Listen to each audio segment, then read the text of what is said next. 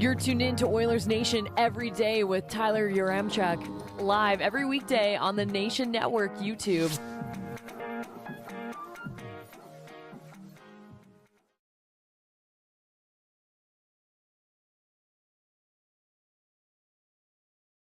Laughing already.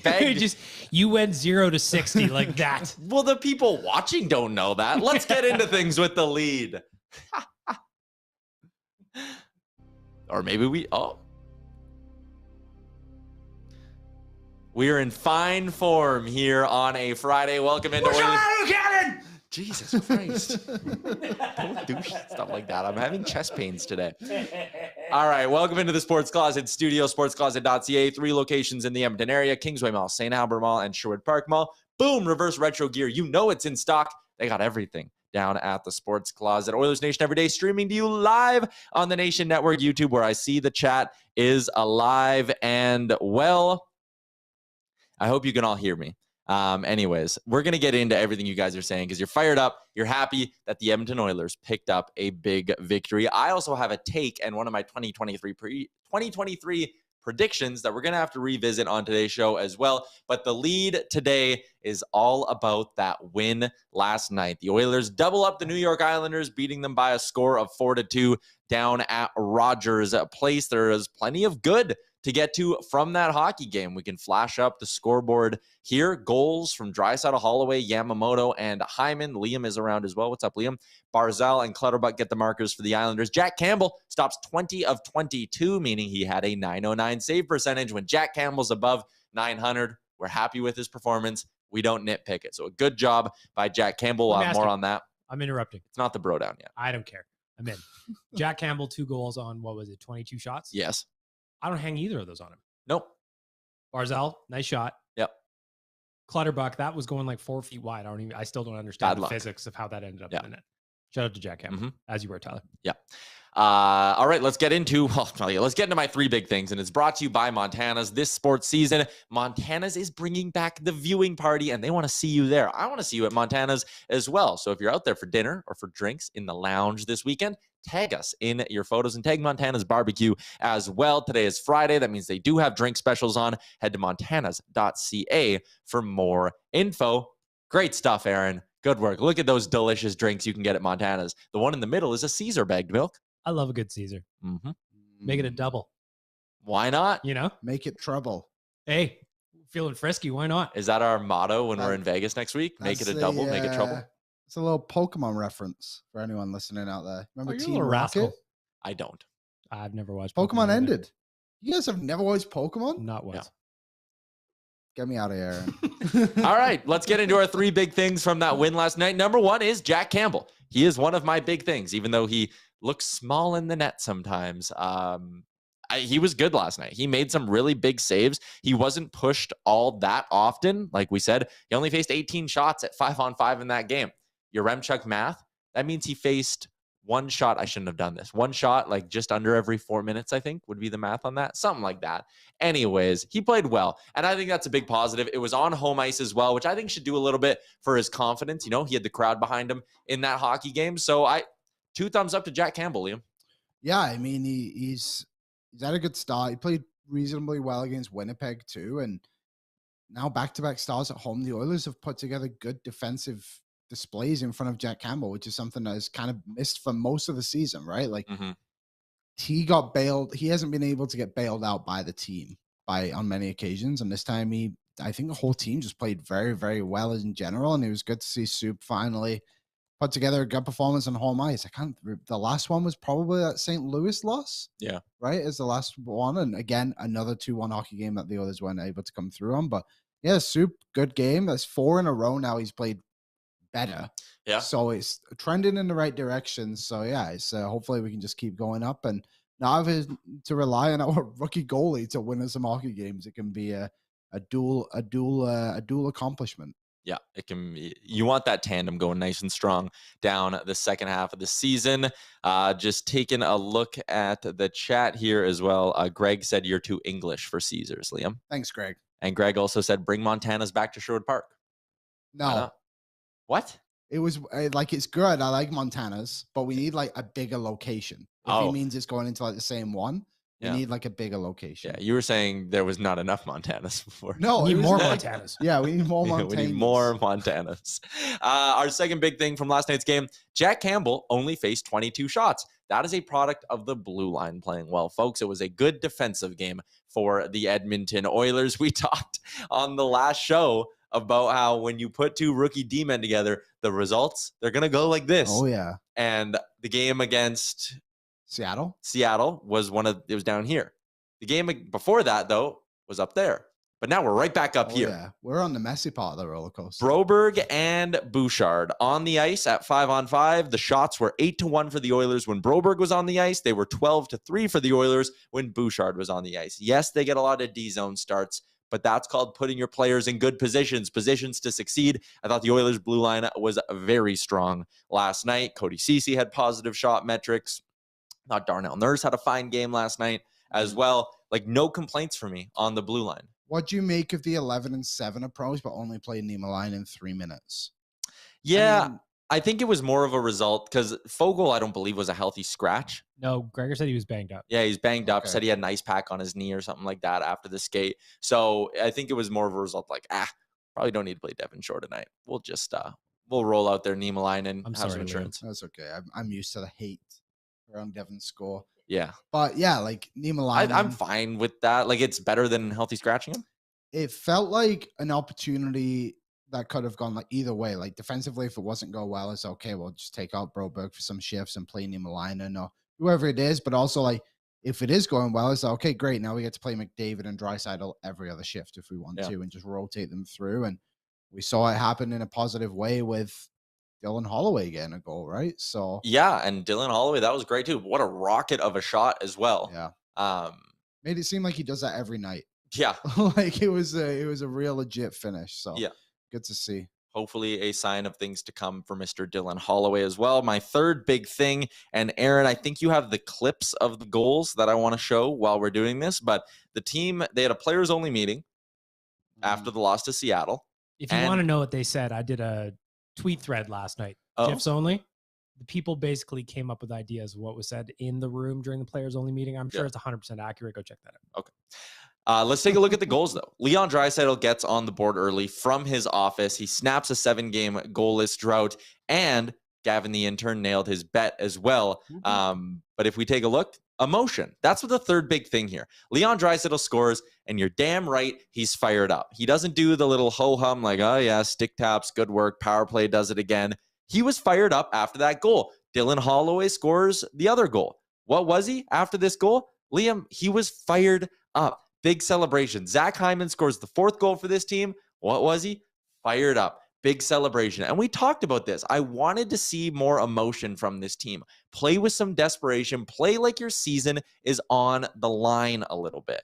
And I think we got that in the hockey game as we get a look at this absolute rocket from our guy Dylan Holloway as well. Like, he was fired up. 2nd career NHL goal. First one he scored since the game against the New York Rangers, and him and Broberg are getting, excited about that. I thought it was great to see this team showing some emotion and playing like their playoff lives are on the line a little bit. Yeah, and I think like we're still relatively early in the season. What was this, game 30? Yeah. 40. No, game 40. Game 40. Yeah, we're almost at the halfway point, We're Liam. at the halfway mark. Holy smokes, where have I been? But yeah, like, you're right though. Like, they've got to start getting some like emotional investment and start moving along here now and stringing some wings together. You can't just ride up and down. We're obviously not going to win our next 42 games in a row. It's not going to happen. Yes, we are. There's going to be some moments in the season, but also like it'd be nice if they could win like 3 and then lose 1. At least like get some involvement. And hopefully this is kind of like you said, the emotion there is like, this is what it feels like. And I'm sure that dressing room after the game was absolutely fired up to get going. Yeah, and if you listen to the real-life interview with Evander Kane yesterday, which is the reason we had to cut yesterday's Oilersnation Everyday short, is because we knew Evander was coming in to the office. I'm sure Darnell Nurse was playing the beats in the room for the Oilers after that big win. But you're right, Liam. You'd like to see the Oilers string together a better stretch of play and like really go on a bit of a heater at some point here. And you're right, you're not going to win 20 in a row. We're not asking for them to do that. But when you look at the season so far, they had a 5-game winning streak back towards the end of October, early November, when they beat Pittsburgh, St. Louis, Chicago, Calgary, and Nashville. Since then, their longest winning streak would be 3. So they haven't had a way to go on this long run of success, and they've only had the 1 3-game winning streak. So I'd love to see him, you're right, win 3, lose 1, win 4, lose 1, win 3, lose 1, and go on a bit of a sustained run of good hockey here. I think this little run now coming up to, like, obviously Colorado on Saturday, which is a tough game, but also Oilers have been kind of getting up for those Saturday night games at Rogers. Like, they had a good win over Vegas, right? Like, that was big. And there was one other one too in there. I can't think of what it was now, but I think they'll get up for this Colorado game. I think they'll be able to get a win. And after that, you have LA on the road, Anaheim, San Jose, and Vegas. Schedule somewhat favors you a little bit now. Obviously, Colorado and Vegas are going to be tough, and LA. That road trip is hard, even if the teams aren't that good, right? Yeah, but the opponent, you should want to be Anaheim more than anyone now after what they did to you on home ice. Like, you should go in there and you should put the pedal to the metal at the United Center. Is that where they play? The Arrowhead Pond of Anaheim. That's what it used to be called, like 10 years ago. So that's what I still call it. It's the Honda Center. The Honda Center. I knew it was something. What did you call it? The United Center. That's Chicago. Oh, that's it. Yeah. Big hockey guy. But it's time to get going. Is the point. It's time to get going. You are bang on. Those are our 3 big things from last night's hockey game, brought to you by Montana's. Bringing back the viewing party. Montanas.ca is where you can get some more information. I want to catch up on what the chat is saying here. Deskra was the first one in, dropping in a little first. You love to see it. Chris says, can we get 3 of those performances in a row? Yeah, man. I am with you 100%. Chris also said, my cynical side kicked in after the first goal. I thought, here we go again. You got to have faith. Like our guy, Rusty, the reckless optimist, who says, great win last night. The team worked hard for the whole 60 minutes and got rewarded. And I really do hope that to some extent they sit there and are like, hey, we earned that one. That is an example of what we need to do more and more and more of down the stretch. Just a few other things here. Lance is declaring the season is turned around. Sure. Chris says, if Lance says it, time to start planning the parade. Why not? Alex said, Campbell played fairly well too. The first goal was a snipe. Second one, impossible for him to save. Yeah, you're bang on with that. I think everyone is going to be happy with what we saw from Jack Campbell, from the entire Oilers team. Like, it felt like a really good depth kind of night from the Oilers. Like, top to bottom, McDavid and Draisaitl, 400 and 500 career assists as well. Just a great night all around. And hopefully the Oilers use that as a chance to keep going. How about Clem Shady? I want to talk about him for a sec, because he just, without hesitation, I loved watching him jump into a pile with McDavid. He didn't even care what was happening on the ice. He's in the pile. He's grabbing people. He's pushing people. Doesn't matter what happens. And after the game, the Oilers posted that photo of Connor and Leon holding their 500th assist, 400th assist puck. First guy to share it in his story, Clem Costin. He just seems so pumped to be here, and it's infectious. Yeah, we have the numbers up for McDavid and Draisaitl here in their careers. 500 assists in that short amount of time for our guy, Connor McDavid. It's unbelievable. Also, what's crazy is that he's scoring at a better clip than Leon Draisaitl over the course of their career as well, if I'm doing the math in my head correctly in the moment, which I might not be. Connor McDavid's plus minus, also a plus 97. Which I thought was hilarious when I was putting it together. A nice plus 97. What was Draisaitl's first number? He changed numbers, didn't he, with the Oilers? His rookie number was like 55. Yeah, 55. Yeah, something weird. Okay, yeah. I was just wondering because he was plus 42. I thought, that'd be funny if he was close to that. Waiver news today. Yes, and this is significant waiver news as well. Did that guy, I forget his name, but he was that good player from yesterday, clear waivers? Oh, that's a good question. Who's someone good that tweets out the waivers every day? I mean, these are big stories. It just feels like, Is he from the Jets? Yeah, he was from the Jets. The Jets would probably have tweeted it then. Liam, we got to get to the bottom of this. We could also prep for the show, but we don't. While you're looking for that, I can tell you that the Oilers just signed Justin Bailey to a 1-year, 2-way contract. Waiver news. He's on waivers for purpose of assignment. There you go. The waiver news. Our pal Bruce Kurlock. Thank you for that, Liam.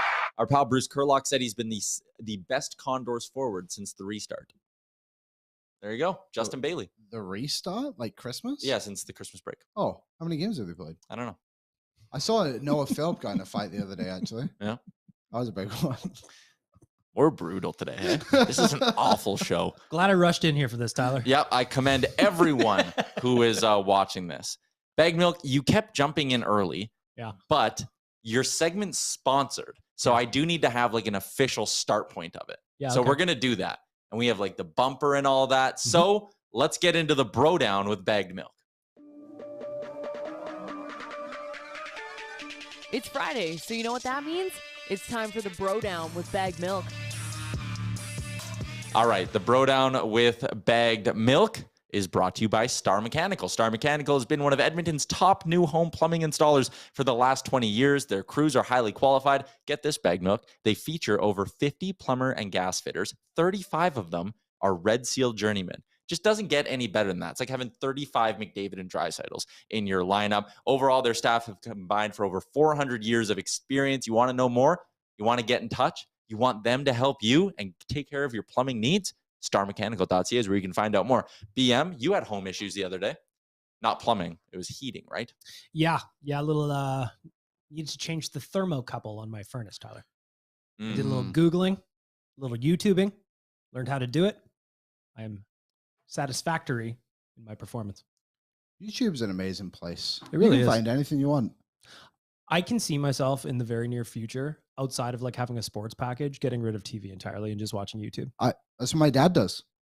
Well, he has the Oilers stuff, he has sports, but he just does YouTube. Yeah, but he just has YouTube to watch Oilersnation every day on a loop. And After Dark. And After Dark. Mm-hmm. Yeah. Dad strikes me. Tony strikes me as a big After Dark guy. He watched last night. He liked the show a lot.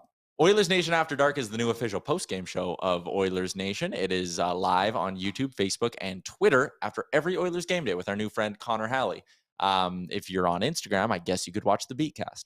But apparently on the Beatcast, you're also watching After Dark. Yeah, wait, what? Yeah, so last night I was doing the Beatcast. Well, so I'm putting it up to a vote. Game ends, wrap-up's posted. I take my little dude Frank out for a walk, maybe a quick cruise, give him some love. And before I go out, I say, do you want me to Beatcast or not? It's up to you. You have to vote. Last night they voted for it, so I did. And as I was doing the Beatcast, I just randomly would pop into Oilers Nation After Dark and just check out what the boys were saying. So essentially, you were also watching that while you were watching the Beatcast. There you go. A lot of the regulars there last night, too. It's nice to see you guys support us on every single channel. Yeah. It was also funny because Connor's obviously only done the show twice. So, figuring out the names of people. Oh, yeah. Genesis was a tough one. Yeah. But Genesis was by, and he can't remember what he said. He said something funny originally. I was like, nope, that's Genesis. You're going to have to learn these, Connor. Yeah. We'll get there. The regulars. Well, because he's used to regulars probably from the text line at TSN 1260. And now our regulars are just, who knows what the handle could be. Totally different. There are no rules. Guy St. Louis, or St. Louis maybe, said waiver guy had 5 points in 19 games with the Jets. So there you go. He's an important player. And we, for the life of us, cannot figure out if he cleared waivers or not. No one has reported on it. But we do know the Oilers put Justin Bailey on waivers today. We were talking about Clean Shady, Clean the Dream, Baggedmilk. Should he stay in that spot? Did he do enough? I'm not listening to you. I'm reading an article that Jason Greger just posted at OilersNation.com. It is an interview with Ryan Nugent-Hopkins. I'm very busy right now. Okay. Do you think Clean Shady should stay on the top line? Yes. Yeah, he should. Of course he should. What I loved in his first shift, I think he had 2 or 3 shot attempts. The guy knows what he's supposed to do. He's supposed to get in front of the net. He's supposed to give the puck to Connor, and he's supposed to tee off on it whenever he gets a chance. He's playing a very simple game. And as we heard yesterday from Evander Kane, he talked about not everybody can play up with Connor. It's not nearly as easy to do as people may think. And I thought he had a good showing last night. One thing I kind of liked about him was his ability to move with the puck. He was making really good plays, moving around the ice and then just finding Connor in the middle or making himself an option or just being involved in the play, where some guys who have played with McDavid just kind of stand there and let McDavid do everything else. You default to him almost, right? Yeah, he wanted to be involved in the play, which made him way more effective. And it's McDavid can obviously do it all on his own. He's the best player in the league. He's one of the best players this league has ever seen. But he's also better when there's other guys to play with. Yep. And if Clean the Dream, Clem Costin, Mr. Clean, whatever you want to call him, can fit it in, then the Oilers have gotten a nice little piece there. Yeah, and I mean, especially when you look at, we had the forward group up for a second. If you have Costin is maybe not a full-on long-term solution there, but he's getting replaced by Kane when he comes back. Yeah, if he gets replaced by Kane, sure. But I'm almost looking at this and going, what if he doesn't? That's what I think too. So I'm maybe just considering how Nuge continued to produce when they had him as the third line center. maybe you can run like a third line that is Nuge, Kane, and Puljujarvi.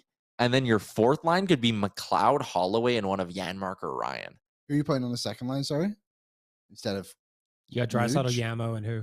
Okay, sorry. I guess Fogle could go there or Kane could go there, and you'd play Nuge with Puljujarvi and Janmark or something, or Puljujarvi and Fogle. I would put Nuge as a third line center. I agree with that. Okay. Keep Clean up top. Put Kane on that wing.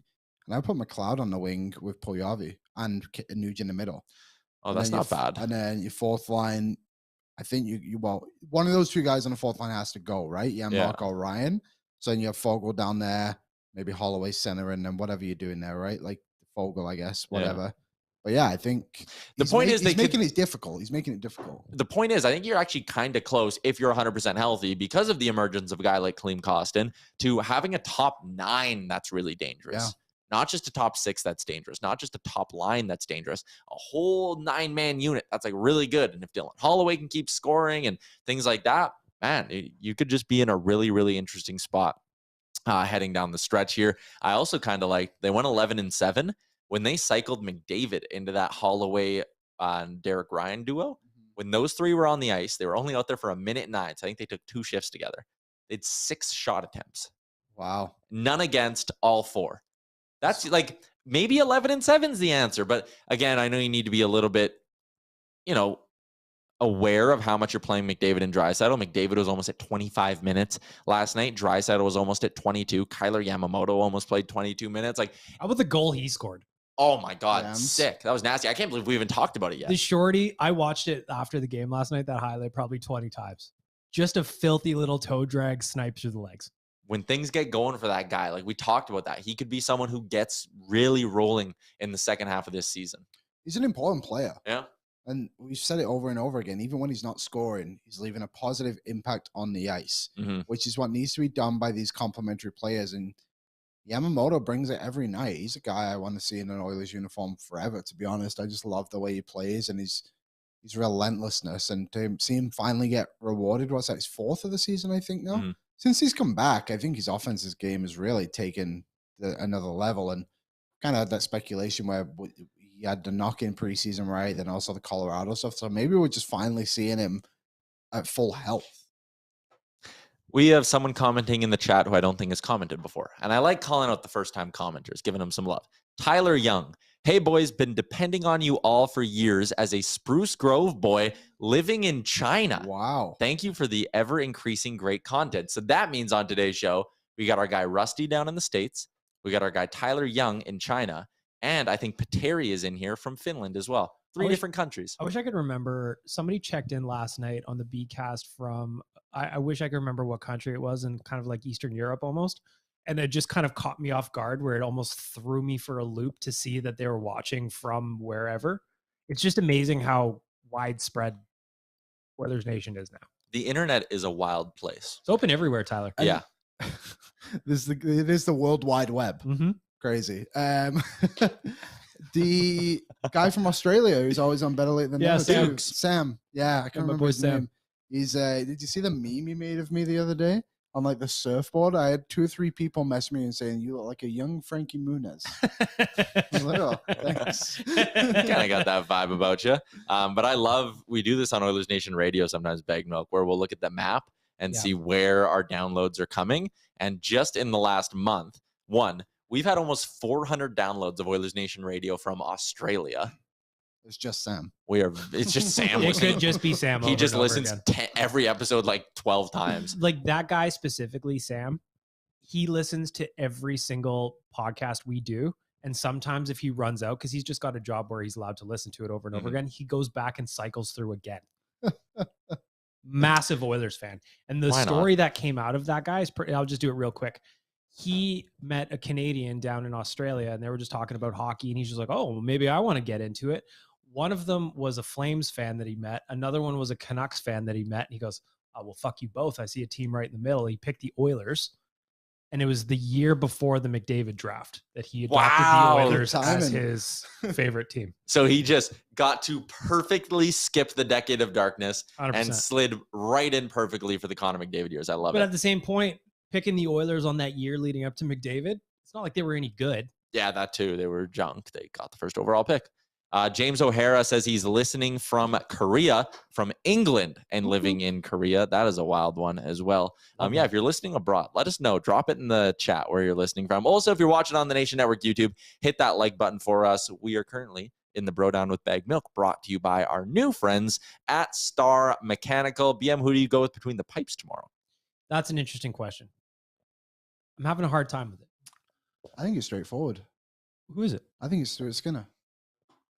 Right. I think he's earned the opportunity to play against the best teams in the NHL. Without question. And Campbell, great game. Yep. Let it keep coming. What if he gets absolutely burnt by Colorado tomorrow? And then you just like kind of back where you started, right? You've got some easier games coming up against Anaheim and San Jose next week. And I think that's an opportunity. Why are you smiling? I'm reading the chat. Oh, okay. I default to Stu, generally speaking. I think we are getting to a point now, hopefully, where Campbell can get more of a regular start. I think that's where we're at. I think we'll see Campbell a lot more now because it's an intense road trip coming up too, right? So I think there's something to be said about going Skinner tomorrow. You know what else is intense? Camping.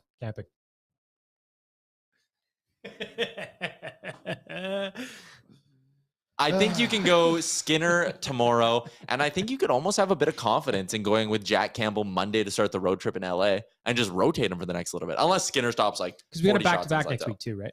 Yeah, we go LA Monday, Anaheim Wednesday, Friday against San Jose, Saturday against Vegas. Oh yeah, we'll be there. Oh, I forgot that I will be there. Me too. I will also be there, but I had forgotten. We're going to be doing this show live from a hotel room in Vegas. Maybe. No, we will.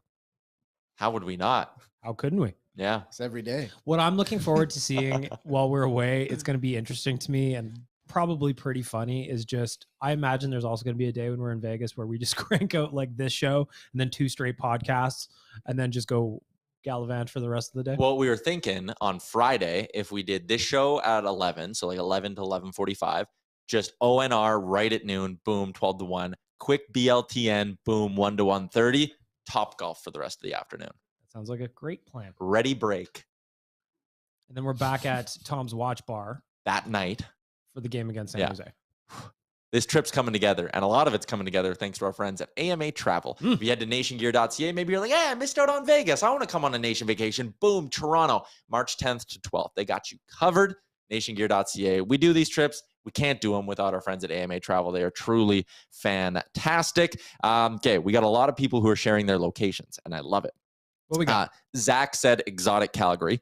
Guy, remember I was saying I didn't know if it was Guy St. Louis or Guy St. Louis or whatever. He's from St. Louis. It's Guy or Guy St. Louis. That'd be like your name being Tyler Edmonton. Yeah, and then someone being like, maybe it's Taylor Ematon, or just really butchering it. The comment I was laughing at was Alex Neal, who said Calgary, then in brackets, they once had the Olympics. I don't know why it's so funny to me that they did. Great delivery on that text, Alex. Even featured in Cool Runnings. Yeah, there you go. And Eddie the Eagle. There you go. Have you ever seen Eddie the Eagle? No. So Eddie the Eagle's about an English ski, like he did the he did ski jumping. Yeah, but in the movie, like we all know where the Olympics was held in Calgary, like on that hill or anything. So in the movie, he's like stood at the top of the ski jump. And it's just this huge view of the mountains as if they're like right there. But like, I know for a fact when you stand at the top of there, you don't see any mountains. No. You see like downtown Calgary. Houses. Yeah. So if you know Eddie the Eagle, give us a like. It was just like when Edmonton was going for the bubble playoffs. And then the premier was just like, come to Edmonton and check out the mountains. It's like, oh, yes, it's right outside.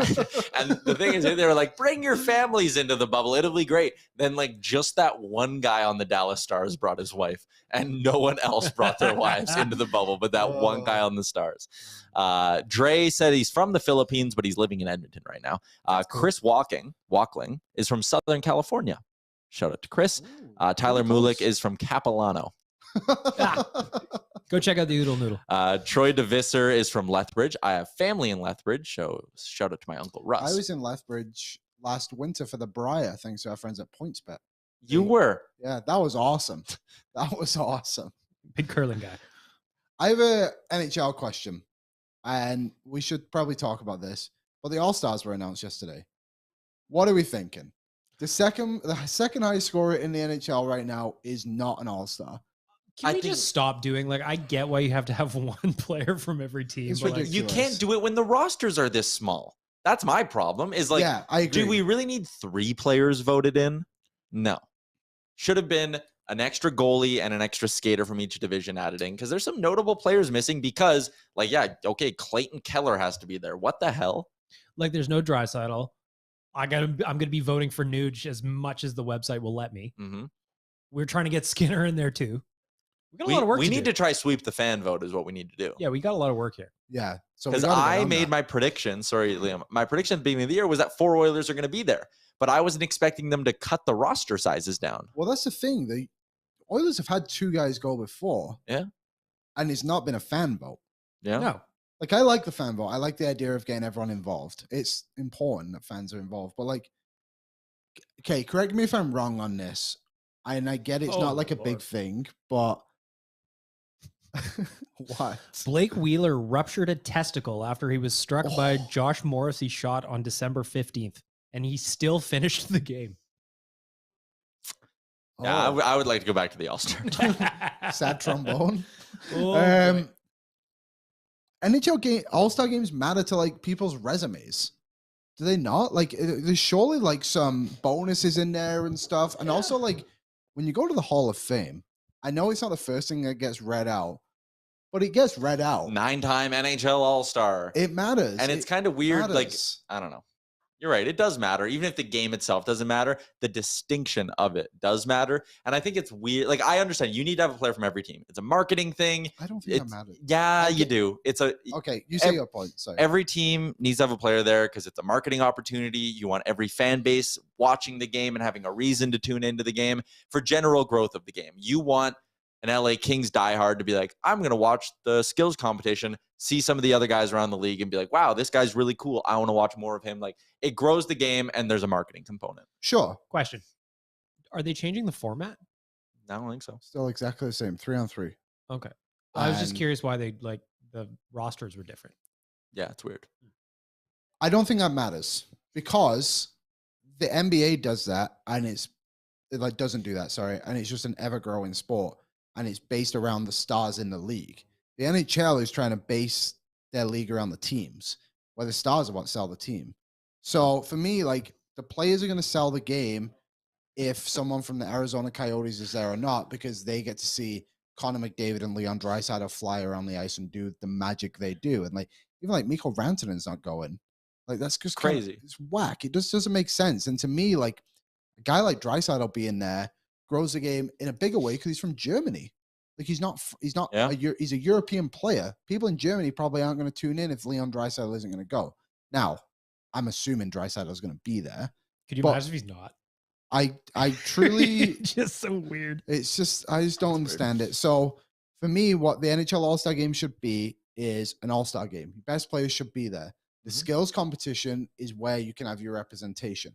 Trevor Zegras should be in an All-Star game purely because what he can do in the skills competition. He's an entertaining player. Yeah. He's going to sell tickets because of what did he do last year? He did the average Joe's thing, right? Where he- Yeah. When the dodgeball.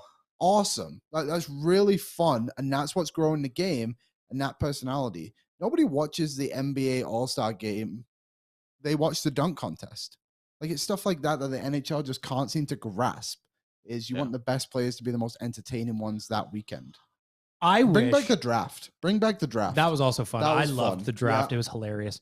I also think it would be a lot of fun if you just mixed one random person into every event, like Pros versus Joes. That old Yeah, just TV get the guy show. from Bar Down to do it. Like, it would be amazing to see somebody go up, like, lined up against Connor on the other side of the ice for fastest skater. Like, I got this. Even give him a head start. That'd be fun. That'd be a way to grow the game just because it's so unique and different and weird. I want to go back to the chat because there's more people who we have to shout out. Hungry Tyler. There's a lot of Tylers that listen to the show. Anyways, he said he's from New Brunswick. Now, is he from Hungary or is he just a hungry Tyler? He needs to eat. I need to eat too. Yeah. So I'm going to be ordering some food after this. Maybe I'll order some Montanas. That'd be nice. Get it delivered here. Lance says, I'm from Edmonton, listening from the north side Lance. And he's only here because when I left 1260, he said, what's Oilers Nation about? Really? Yeah. Boot. That's interesting. Right. Deskra says we should be arresting our guy Skinner and playing Campbell as well. I understand it. But I think we're getting to a point where that's going to happen anyway, because Campbell hopefully keeps progressing into where he just gets a regular start. Yeah, and I think that's fair. Like, you can reward Campbell, I think, but I also go, do you want to give Skinner a full week off? Maybe it does make sense to give Skinner a full week off. Like Deskra said, give him some rest here. Let him sort of restart his game a little bit. Because, like, what was the split a few weeks ago? It was almost like 3 games Skinner, 1 game Campbell. It was getting to that point, yeah. If you can bring it down to 2 games Skinner, 1 game Campbell, all of a sudden you're in a better spot. Mm-hmm. Ryland says, does Saskatoon count as abroad? Yeah, absolutely. Yeah, Saskatchewan's a different place entirely. Mm-hmm. People are talking about Evander Kane's nickname for Darnell Nurse that he shared on the podcast yesterday. Yeah. The politician. Yeah. People like that. Zach said I'm getting a 25 jersey with politician on the back. If you missed our interview, Evander Kane was sitting right here yesterday. And it was for an episode of the Real Life podcast where we talked about hockey, his 1 year in the city, kind of how when he came here, you know, there was a lot of pushback from people. Talked about his new clothing line, obviously, as well, fashion, all that kind of stuff. And he revealed his favorite spot in the city to eat. And it caught us all off guard. I could give you 50 guesses, and I don't think you'd get it. Because it's such a deep cut. Yeah. That I was not expecting that whatsoever. So wherever you get your podcast from, Real Life Podcast, go check it out. Where was I in the comments? 96 people in there right now. Nice. Hit the like button if you're watching on YouTube. It's Friday. You know, everyone's in a good mood. This show has been very loose and unstructured, but that's fine. That's fine. Rusty says, thought about driving down and hanging out with y'all, but I can't swing it. It's my wife's birthday that weekend. Bring your missus. Yeah, I mean, nothing says happy birthday like seeing Liam. Nothing says happy birthday like, hey, sweetie, surprise trip to Vegas, 100%. And then just not hanging out with her and hanging out with us. Yeah, get her a spa day or something. You know, send her off into the city. Hey, how about we pair him up with Danger Suede? And Danger Suede can, like, take her on a sommelier thing, get her some wine. I don't know. That's my plan. Yeah, I know. Stop interrupting my plans. Zach Wheel is from Calgary, and he said Jack Harlow once said a positive thing about us. There you go. As did Death Cab for Cutie. There you go, Calgary. No Stanley Cups, but you got that going for you. They do have one. All right. What else we got? Hot Rogers place tip. Ooh. Riley said, decline the $22 burgers, except the $17 personal pizza. Not really sure if that's a tip. Still very expensive. Yeah, I don't know that I buy that either. Like, I remember once upon a time back in the Rexall Place days, you can get a Great White North. It was only like $7 or something like that. Those were the days. I drove past Rexall the other day. Yeah? To get here. Did a troll make you pay a toll? Nope. I imagine there's a troll living in there now. It was, I did think to myself, I was like, what is going on? Are they still doing men's league games in there? No. No, it's coming down soon. Yeah, it's empty, dude. We're going to send people for sure when it gets brought down. And tie ourselves to it so they can't knock it down. Well, I was thinking more just film it, come down, and go crash bang. But like, if you want to tie yourself to it, I'm good with that too. Yeah, that was sad. That'll be a sad day. Mm-hmm. Yeah. The Drokner is from Toronto, and he's watching today. Welcome behind enemy lines. Always love that. QF Pro is with us. Says, how hard could it be to convince your wife to go to Vegas for her birthday? That's what I'm saying. Zach brought up an interesting point about Draisaitl. He said, I hope Leon doesn't go to the All-Star game. Let him rest. Yeah, amen. I'm with it. 100%. I'm all in for Draisaitl getting voted in, having the distinction, and saying, I'm good. My leg hurts. 100%. Wouldn't he get suspended? Yeah, sit him for a game. Who cares? Yep, fuck him. Or stage something very dramatic at practice. Like, Oilers optional skate the day before he's supposed to leave for the All-Star game. Take like a foam puck and like shoot it at his leg and have him be like, ah. Or like you do a little production work. You know, Josh T. Park's over there. You get a spaceship opening up Rogers Place, and he gets sucked out through a tractor beam, and all of a sudden everybody's like, where'd Leon go? Oh my God. And then in the press conference, Woodcroft goes, he's not an available player for us right now. Yeah, exactly, because he's gone. Nobody knows where he is. Cato says the Draisaitl snub is ridiculous, but I'd prefer he gets the rest as well. Sean Harvey, a combination of Sean Horkoff and Todd Harvey, is from Edmonton, but an active listener in the U.S. Sure. Rusty says, having one player from every team is an absolute joke. Does Chicago deserve an All-Star? Does Arizona, Montreal, Calgary, or Anaheim deserve one? I mean, probably no on all those fronts, but again, it's an All-Star game. Mm-hmm. Peter says nobody cares about the All-Star game. So there you go. But like, it's mostly for kids and sponsors and shit, really, isn't it? I care about the selection. I like the skills competition. Could not care less about the game. I don't really watch the game either. But I said this a couple of weeks ago too. Like, do you remember when Shea Weber and Chara are going head to head in the hardest shot? Yeah. That was awesome. Yeah. That was That was really, really great. cool. That was like the marquee event. That was your slam dunk. And now it's contest. kind of like McDavid fastest skater, I and guess. he doesn't even want to do it. Yeah, he doesn't even like He doing didn't even it. do it. When was the last time McDavid? Because last year, He did it last year. but do Jordan you Kyrou remember won he last year. lost to Nygaard on for the Oilers one? Sorry, like he hasn't really made an effort in like 3 Oilers skills Yeah. competitions for it. He didn't do it this year at the Hey, Oilers. know what? Connor Fast. That's all you need to know. Exactly. It'd be, you know what they should do if they're going to do fastest skater? I'd like to see them do it once with a puck. Oh, that'd be fun. I like that too, yeah. Like how quickly can you rattle around there and like maybe you have to It's like just a completely different skill set. or have like some things where like you got to put the puck through like a little gate like this big like Yeah. while you're going. McDavid would crush in that. He'd just be zoop, zoop, zoop. Yeah, that's just what he does. Or just, different event. Can we touch on the World Juniors quickly? Man, Dylan Gunther, local boy, playing the Edmonton boy. hero. So the Oilers game was starting right as OT started. Oh, I know. So I'm like, okay, I got a problem here.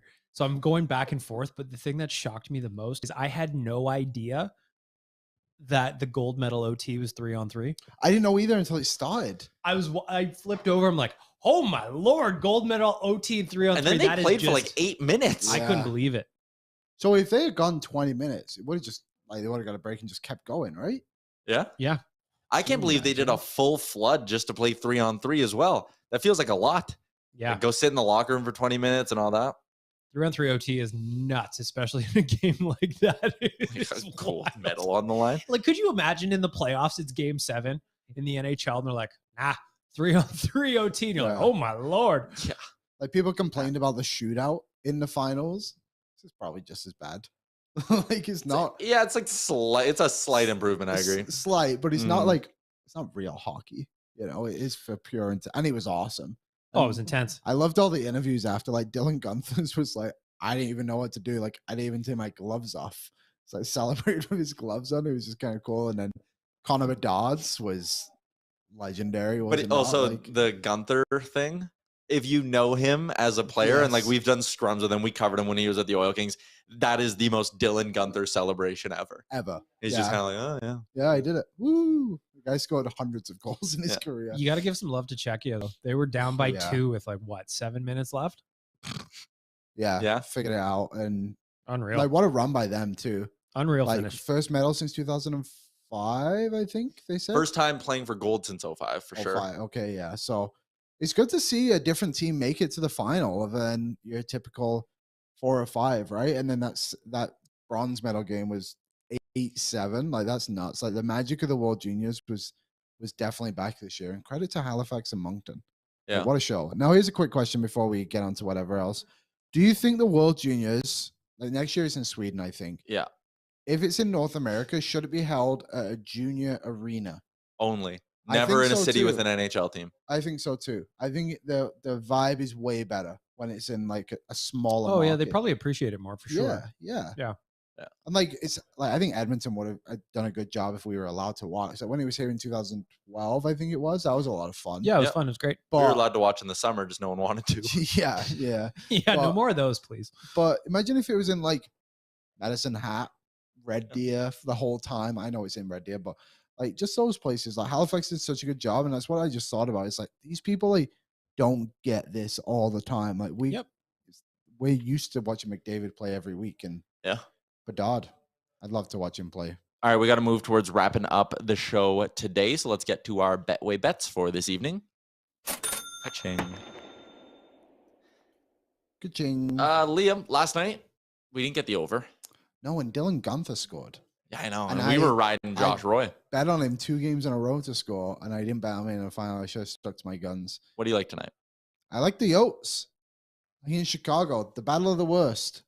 So I know Chicago's at home, but they also are not very good. In Arizona, they've picked up some big wins this season, and It's amazing who they've beaten as well. the crazy one is the Toronto one, where it's like like in 20 years or something like that, right?